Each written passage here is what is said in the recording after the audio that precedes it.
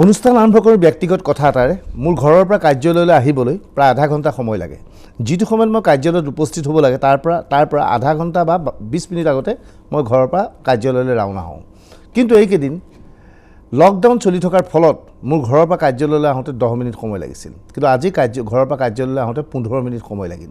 ইয়াৰ কথা যে ৰাজপথত এতিয়া যথেষ্ট গাড়ী আজি ওলালে, গাড়ী ওলাবলৈ দিয়া হ'ল, বাইক ওলাবলৈ দিয়া হ'ল। আজি গুৱাহাটী মহানগৰীখন দেখি যে কালিলৈকে থকা গুৱাহাটী মহানগৰীকৈ সম্পূৰ্ণ সলনি হ'ল। লকডাউন কাৰ্যত কিছু পৰিমাণে শিথিল কৰিছে গ্ৰীণ জোন বুলি, দেশৰ ভিন্ন প্ৰান্তত কৰিছে, কেৱল অসমতেই নহয়। আপোনালোকৰ মনতো শান্তি পাইছে, ঘৰৰ ভিতৰত সোমাই আছিলোঁ, এতিয়া ওলাবলৈ পাৰিছোঁ। কিন্তু মুঠেই ভাল কথা এয়া নহয়।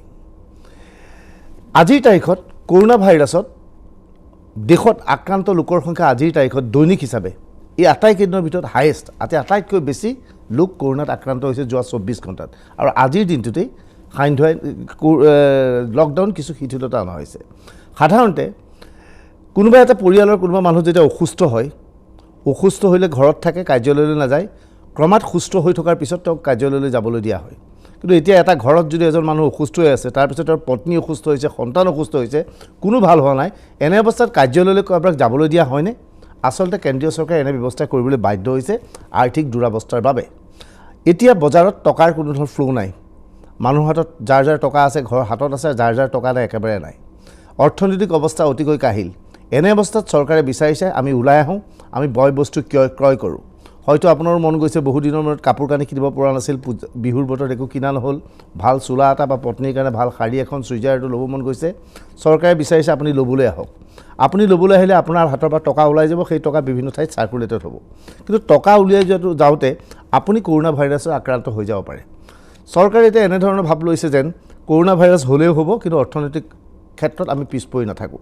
অৰ্থাৎ কাৰ্যত আজিৰ তাৰিখত আমি ক'ব পাৰোঁ নেকি, কৰোণা ভাইৰাছৰ ওচৰত চৰকাৰে চাৰেণ্ডাৰ কৰিছে।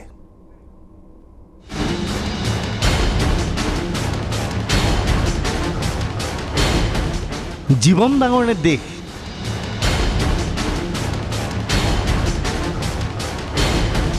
জীৱন থাকিলে দেশ থাকিবনে?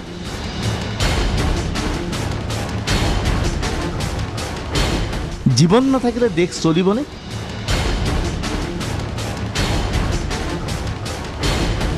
নে জীৱনো থাকিব লাগিব, দেশো চলিব লাগিব?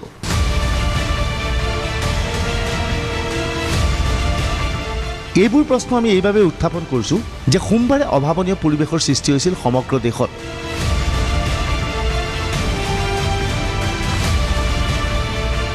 সাময়িকভাৱে গ্ৰীণ জোনত লকডাউন প্ৰত্যাহাৰ কৰিছিল কেন্দ্ৰীয় চৰকাৰে। ইয়াৰ পিছৰ পৰিৱেশ পৰিস্থিতি সম্পূৰ্ণ সুকীয়া।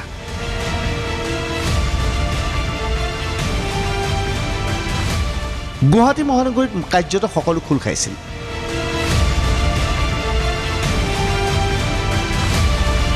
খোল খাইছিল অটোৰিক্সা, খোল খাইছিল চিটি বাছ, খোল খাইছিল বিভিন্ন দোকান ইত্যাদি ইত্যাদি।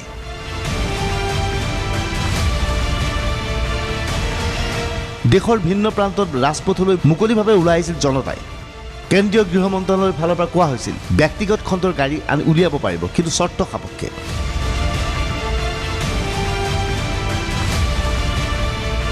আৰু সেইবাবে ৰাজপথত এনেধৰণৰ ভিৰ দেখা দিছিল সমগ্ৰ দেশত। লগে লগে প্ৰশ্ন হৈছে, কৰোণা ভাইৰাছে পূৰ্ণগতিত সংক্ৰমণ চলাই থকা অৱস্থাত এইদৰে লকডাউন কাৰ্যত প্ৰত্যাহাৰ কৰাৰ উদ্দেশ্য কি? আচলতে দেশৰ জনতাক মৃত্যুৰ সৈতে যুঁজিবলৈ এৰি দিছে নেকি চৰকাৰে? কৰোণাৰ মাজত অৱশেষত দেশবাসীক এৰি দিয়া হৈছে নেকি? পূৰ্ণগতিত কৰোণা বিয়পি পৰাৰ সময়ত কাৰ্যত লকডাউন খুলি দিয়া হৈছে কিয়? অৰ্থনৈতিকভাৱে চৰকাৰ ভাগি পৰিছে নেকি? প্ৰধানমন্ত্ৰী নৰেন্দ্ৰ মোদীও আশা কৰা নাছিল যে কৰোণা ভাইৰাছে এনে ভয়াৱহ ৰূপ ধাৰণ কৰিব এইখন ভাৰতত। আপুনি হয়তো প্ৰশ্ন কৰিছে, বিশ্বৰ অন্যান্য দেশৰ তুলনাত ভাৰতত যথেষ্ট সংখ্যক লোক কৰোণাত আক্ৰান্ত হোৱা নাই, তেনে ক্ষেত্ৰত আমি কৰোণাক লৈ ভয় খাব লাগে কিয়?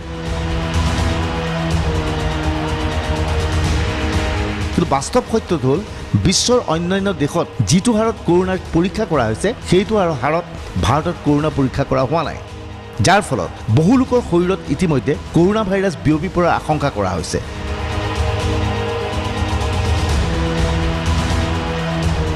তৎসত্ত্বেও সাময়িকভাৱে হ'লেও লকডাউনৰ বহু কাৰ্য খুলি দিছে কেন্দ্ৰীয় চৰকাৰে।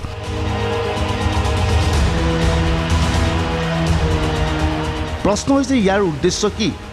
পাহৰি নাযাব, প্ৰধানমন্ত্ৰী নৰেন্দ্ৰ মোদীয়ে যেতিয়া জনতা কাৰ্ফিউ আইন ঘোষণা কৰিছিল সেই সময়ত কৈছিল জীৱন থাকিলেহে দেশ থাকিব। তেনেহ'লে শুনক প্ৰধানমন্ত্ৰী মোদীয়ে সেই সময়ত কি কৈছিল। आपको याद रखना है, जान है तो जहान है। কিন্তু পৰৱৰ্তী সময়ত সকলো সলনি হৈছিল। দেশৰ অৰ্থনৈতিক অৱস্থা মুঠেই সুস্থিৰ নহয়। বিভিন্ন ৰাজ্য চৰকাৰসমূহে কেন্দ্ৰৰ পৰা আৰ্থিক অনুদান বিচাৰিছিল। ৰাজ্য চৰকাৰৰ অৱস্থা কাহিল। এনে অৱস্থাত কেন্দ্ৰীয় চৰকাৰে কি কৰে? লকডাউন খুলি দিয়ে নে সাময়িকভাৱে খুলি দিয়ে?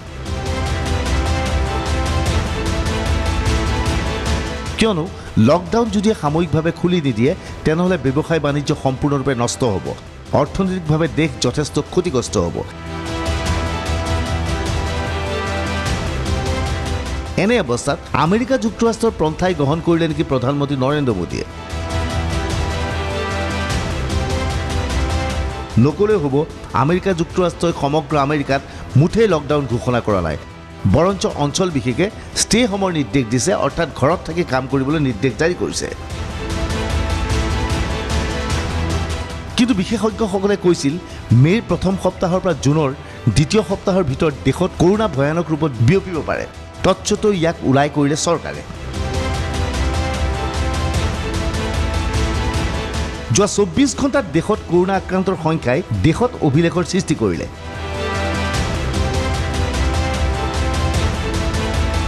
চৌব্বিছ ঘণ্টাত নতুনকৈ কৰোনা আক্ৰান্তৰ সংখ্যা 2717।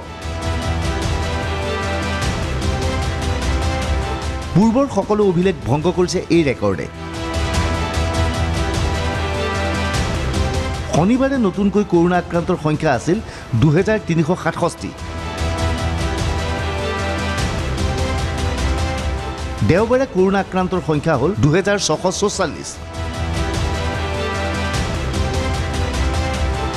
অৰ্থাৎ সমগ্ৰ দেশত পূৰ্ণগতিত লকডাউন চলি থকা অৱস্থাত দেশৰ অৱস্থা হৈছে এয়া। যোৱা 3টা দিনত ক্ৰমাৎ কৰোনা আক্ৰান্তৰ সংখ্যা বৃদ্ধি পাইছে। এনে অৱস্থাত গ্ৰীণ জোনত লকডাউন সাময়িকভাৱে প্ৰত্যাহাৰ কৰাৰ নিচিনা পৰিৱেশৰ সৃষ্টি কৰিছে কিয়? বিভিন্ন ৰাজ্যৰ পৰা আবদ্ধ হৈ থকা লোকসকলক নিজ নিজ ৰাজ্যলৈ যাবলৈ ৰেলৰ ব্যৱস্থা কৰি দিছে চৰকাৰে। আচলতে প্ৰধানমন্ত্ৰী মোদীৰ পূৰ্বৰ নীতি এতিয়া সলনি হৈছে নেকি? वीडियो कॉन्फ्रेंसिंग में कुछ चीजों पर चर्चा की थी। खासतौर पर पहली बार जब उन्होंने वीसी की थी मुख्यमंत्रियों के साथ, तब उन्होंने इस बारे में कहा था, देश के नाम पर अपने संदेश में इस बारे में कहा था कि हमें जनता कर्फ्यू क्यों लगाना पड़ रहा है, क्योंकि जान है तो जहान है। कल प्रधानमंत्री जी ने एक वर्ड और वहां पे उपयोग में लाया है, कहा उन्होंने जान भी और जहान भी। ৰ'ব, এইবাৰ আমেৰিকা যুক্তৰাষ্ট্ৰ আৰু ভাৰতৰ প্ৰসংগ উত্থাপন কৰোঁ। আমি জানো আমেৰিকা যুক্তৰাষ্ট্ৰৰ চিকিৎসা ব্যৱস্থা ভাৰততকৈ বহুগুণে উন্নত। তথাপিও আমেৰিকা যুক্তৰাষ্ট্ৰত ভাৰততকৈ অধিক লোকৰ মৃত্যু হৈছে। ব্যাপক হাৰত আমেৰিকা যুক্তৰাষ্ট্ৰত কৰোনা আক্ৰান্ত লোকৰ সংখ্যা বৃদ্ধি পোৱাৰ মূল কাৰণ হ'ল লকডাউন। আমেৰিকা যুক্তৰাষ্ট্ৰই লকডাউন ঘোষণা কৰা নাই, কিন্তু ভাৰতে লকডাউন ঘোষণা কৰিছে।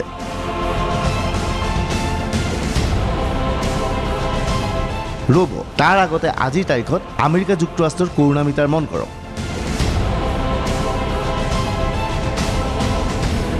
আমেৰিকাৰ কৰোনা মিটাৰ আক্ৰান্ত লোকৰ সংখ্যা 11,88,421। মৃত্যু হোৱা লোকৰ সংখ্যা 68,602। এয়া ডাঙৰ কথা নহয়, কিন্তু এইবাৰ আমি আপোনালোকক যি তথ্য দিম সেই তথ্য দেখি আপুনি আচৰিত হ'ব। লকডাউন নথকা আমেৰিকা যুক্তৰাষ্ট্ৰত কিটো হাৰত কৰোনা আক্ৰান্ত লোকৰ সংখ্যা বৃদ্ধি পাইছে সেই তথ্য চোৱাৰ পিছত আপুনি ভাবিবলৈ বাধ্য হ'ব, ভাৰততো এনে পৰিৱেশ পৰিস্থিতিৰ সৃষ্টি হ'বলৈ গৈ আছে নেকি?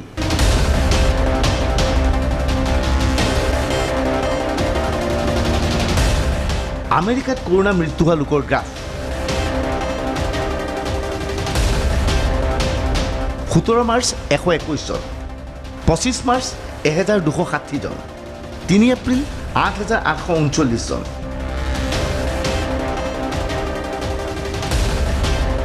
10 এপ্ৰিল 22,038, 20 এপ্ৰিল 42,453, 2 মে 65,753 আৰু 4 মে 68,602।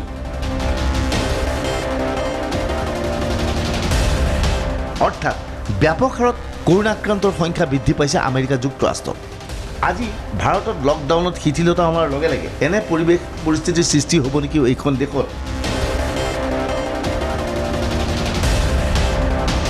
ইয়াৰ অৰ্থ এইটো নকয় ছুইডেনৰ দৰে দেশৰ জনসাধাৰণক নিজৰ প্ৰতিৰোধ ক্ষমতা বৃদ্ধি কৰিবলৈ এৰি দিছে চৰকাৰে। যদি সেয়ে হয়, দোকান বজাৰ খোলাৰ লগে লগে আপুনি আতংকিত নহ'ব।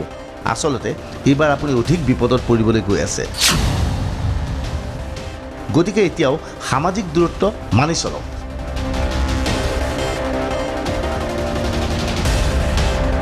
ঘনে ঘনে হাত ধুওক। কাৰ্যালয়লৈ যাবলগীয়া হ'লেও সাৱধানতা অৱলম্বন কৰক।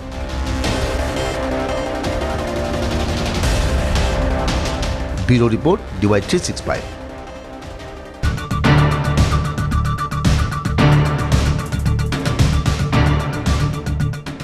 এই প্ৰতিবেদনৰ পিছত বহুতো ব্যক্তি নিশ্চয় অসন্তুষ্ট হ'ব, প্ৰশ্ন কৰিব যে আমি লকডাউন খুলি দিয়াৰ বিৰোধিতা কৰিছোঁ নেকি। লকডাউন খোলাৰ আমি মুঠেই বিৰোধিতা কৰা নাই, কিন্তু ইয়াৰ সাৱধানতা, ইয়াৰ ভয়াৱহতা আপোনালোকক জনাব বিচাৰিছোঁ।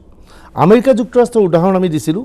প্ৰায় 121 জন বা 120 জনৰ সমান মানুহৰ মৃত্যু হৈছিল 17 মাৰ্চত, আৰু এই সংখ্যা আজিৰ তাৰিখত 4 মে'ত এই সংখ্যা 68,000লৈ বৃদ্ধি পালে। 100ৰ পৰা 68,000 মাত্ৰ কেইটা দিনত জানে? 49টা দিন।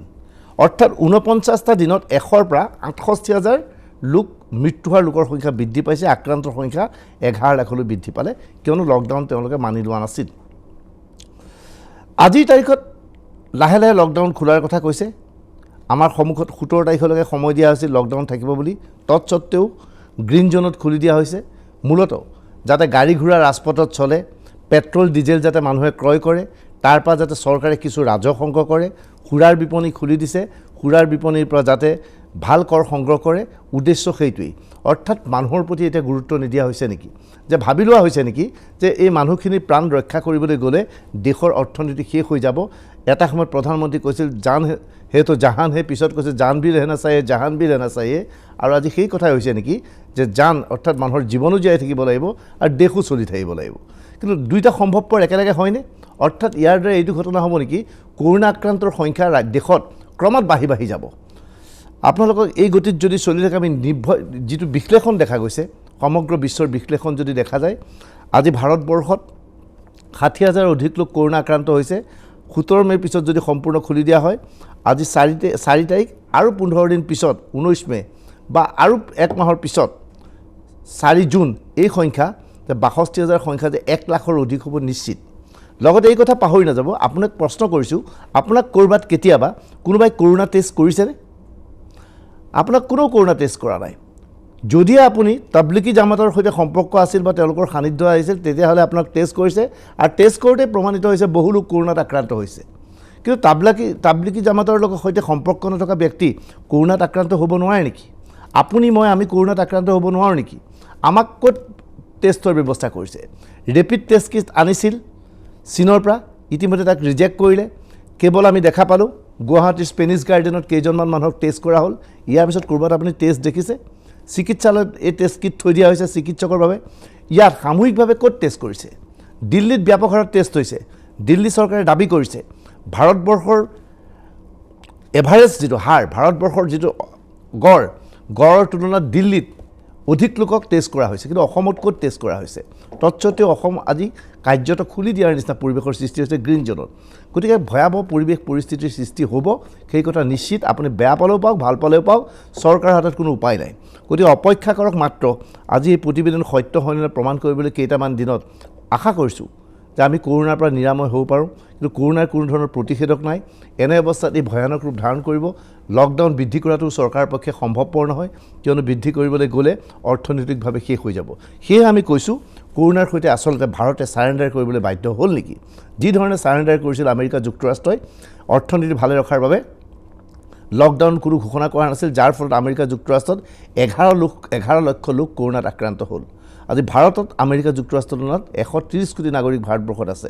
যদি আমেৰিকাৰ পন্থা এতিয়া অৱলম্বন কৰিবলগীয়া হয়, পিক আৱাৰ, এতিয়া মূল সময় চলি আছে, কৰোণা সমগ্ৰ দেশত বিয়পি পৰিছে বা সমগ্ৰ বিশ্বত বিয়পি পৰিছে। এইখিনি সময়ত এনেধৰণৰ লকডাউন খুলি দিয়াৰ পিছত এই সংখ্যাই আমেৰিকাকো যদি পাৰ কৰি দিয়ে তেনেহ'লে আপুনি আচৰিত হ'বলগীয়া একো নাই।